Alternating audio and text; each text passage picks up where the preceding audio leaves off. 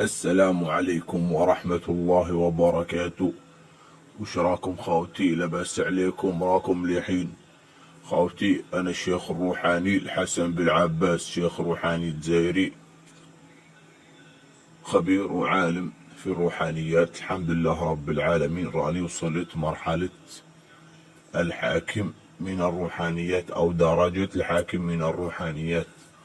كما تعرفوه درنا في الفيديوهات السابقة، راني من بالعباس وراكم عارفين بالعباس خوتي، وعارفين قوتهم في الأعمال الروحانية. وتعرفوا أهل الجزائر طبعا ماشي كلهم، ما نقولش كل أهل الجزائر. وخاوتي ما نطولش عليكم، في الفيديوهات السابقة رانا قسمنا تنزيل الأموال بالكتب الروحانية إلى أجزاء.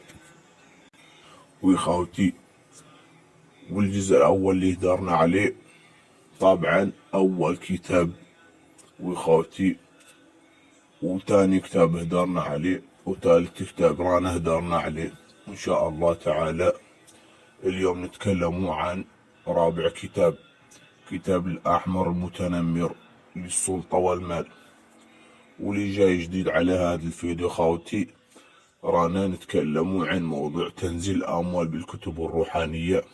وخوتي إن شاء الله تعالى اليوم نهدروا عن كتاب الأحمر المتنمر للسلطة والمال.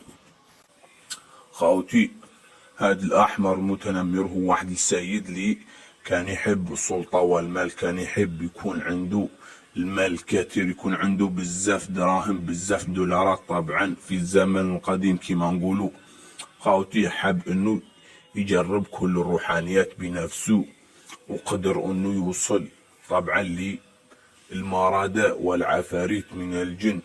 وخاوتي وقدر انه يدير اعمال روحانية لتنزيل اموال. وخاوتي وكما قلت لكم هذا واحد السيد اللي كان كما نقولوا مجنون، ما يفكرش باي حاجة، المهم انه يجيب السلطة والمال. وكان كل شي يديرو كل شي يقوم به كان طبعا يكتبوا في كتاب.